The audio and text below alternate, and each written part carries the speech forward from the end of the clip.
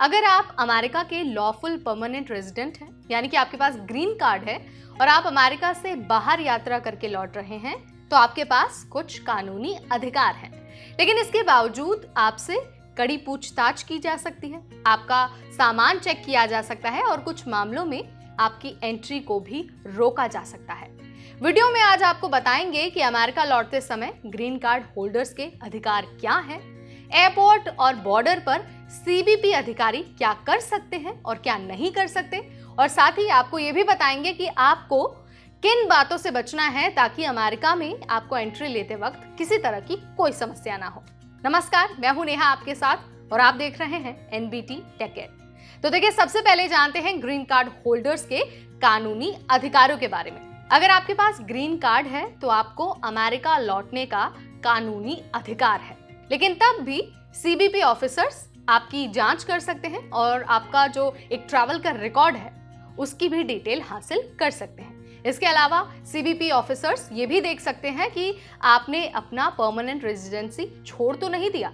साथ ही आपके criminal record या फिर पिछला जो इमिग्रेशन मामला है उसकी भी समीक्षा हो सकती है।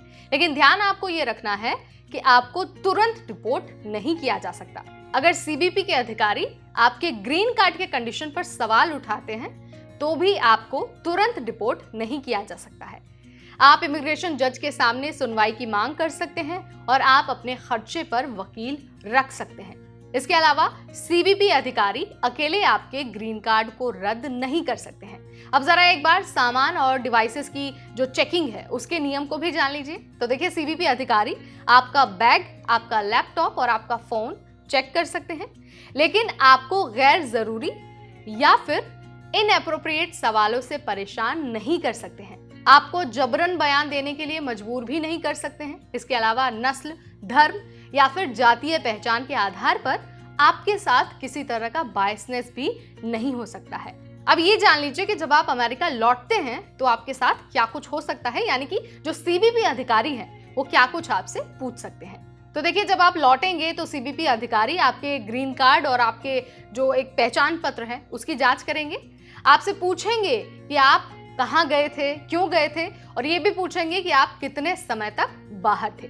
अगर उन्हें कोई डाउट होता है, कोई संदेह होता है आप पर, तो वो आपको सेकेंडरी इंस्पेक्शन में भेज सकते हैं। अब ये जान लीजिए कि आखिर ये सेकेंडरी इंस्पेक्शन का क्या मतलब है, इसमें क्या कुछ होता है। तो देखिए, अगर ऑफिसर को शक होता है तो वो आपको एक अलग कमरे में ले जाकर ज्यादा डिटेल में पूछताछ कर सकते हैं। इसी को कहा जाता है सेकेंडरी इंस्पेक्शन। अधिकारी आपका ट्रैवल हिस्ट्री चेक कर सकते हैं, आपका जो रेजिडेंस है उसकी जांच कर सकते हैं और ये भी चेक कर सकते हैं कि कहीं आपका कोई क्रिमिनल रिकॉर्ड तो नहीं है, और साथ ही जो आपका इमिग्रेशन बैकग्राउंड है उसको भी चेक किया जा सकता है। इसके अलावा सीबीपी अधिकारी चाहे तो आपका फोन और लैपटॉप स्कैन कर सकते हैं, लेकिन आपको किसी तरह का कोई रिएक्शन नहीं देना है, कुछ गलत नहीं कहना है, क्योंकि आपके बयान का इस्तेमाल भी कई बार आपके खिलाफ किया जा सकता है। एक और सवाल है जो बहुत सारे कैंडिडेट्स पूछते हैं, बहुत सारे ग्रीन कार्ड होल्डर्स के मन में आ रहा है। सवाल यह है कि क्या सीबीपी अधिकारी आपका फोन और लैपटॉप चेक कर सकते हैं। तो जैसा मैंने आपको पहले ही बता दिया है, मेंशन कर दिया पहले ही कि सीबीपी अधिकारी आपका फोन, लैपटॉप या फिर जो दूसरे इलेक्ट्रॉनिक डिवाइसेस हैं उनको चेक कर सकते हैं, भले ही उनके पास कोई वारंट हो या फिर ना हो। इसके अलावा वो काफ़ी डिटेल में आपकी ईमेल्स को चेक कर सकते हैं, आपके मैसेजेस और जो आपका कॉल लॉग है उसको भी ट्रैक कर सकते हैं। इसके अलावा जो आपका सोशल मीडिया अकाउंट है, बैंक अकाउंट है या फिर जो आपके ट्रैवल से जुड़े रिकॉर्ड हैं उनको भी सीबीपी अधिकारी चेक कर सकते हैं। लेकिन तब भी आपको ये ध्यान रखना है कि आपको अपने सोशल मीडिया के पासवर्ड देने की ज़रूरत नहीं है। आप फ़ोन को अनलॉक करने से मना भी कर सकते हैं, ये आपका पूरा अधिकार है। इसके अलावा अगर आप जांच में सहयोग नहीं करते हैं तो आपकी एंट्री में देरी हो सकती है, लेकिन इससे आपको सीधे एंट्री से रोका नहीं जा सकता है।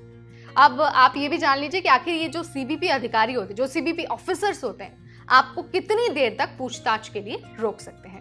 तो देखिए, पूछताछ के लिए ऐसा कोई टाइम लिमिट तो नहीं है। आमतौर पर आधे से 1 घंटे में कस्टम क्लियरेंस हो जाता है, लेकिन जो सेकेंडरी इंस्पेक्शन होता है उसमें 1 से 1.5 घंटा ज्यादा लग सकता है। अगर सीबीपी को ये डाउट होता है कि भाई आप इमिग्रेशन नियमों का उल्लंघन कर रहे हैं, तो ये जो टाइम लिमिट मैंने आपको बताई है 2 से 2.5 घंटा, वो उससे भी ज्यादा बढ़ सकता है। लेकिन अगर आपको लग रहा है कि ज़रूरत से ज़्यादा वक्त आपका लिया जा रहा है, सीबीपी के जो अधिकारी हैं वो आपको बहुत ज़्यादा टाइम ले रहे हैं, तो आपके पास ये भी अधिकार है कि आप वकील से बात करने की मांग कर सकते हैं। इसके अलावा एक बहुत इंपॉर्टेंट सवाल ये भी उठता है कि सीबीपी अधिकारी ग्रीन कार्ड होल्डर्स की एंट्री को रोक सकते हैं या फिर नहीं।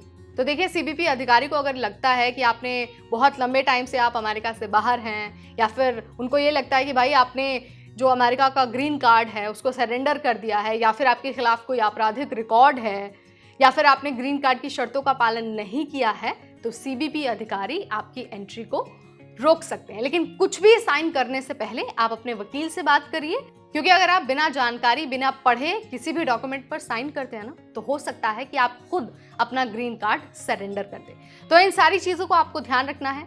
सारे अधिकार मैंने आपको बता दिए हैं, और सीबीपी के क्या अधिकार हैं, क्या कुछ सीबीपी के अधिकारी कर सकते हैं, कितना आपका समय ले सकते हैं, मैंने उसके बारे में भी आपको जानकारी दे दी है।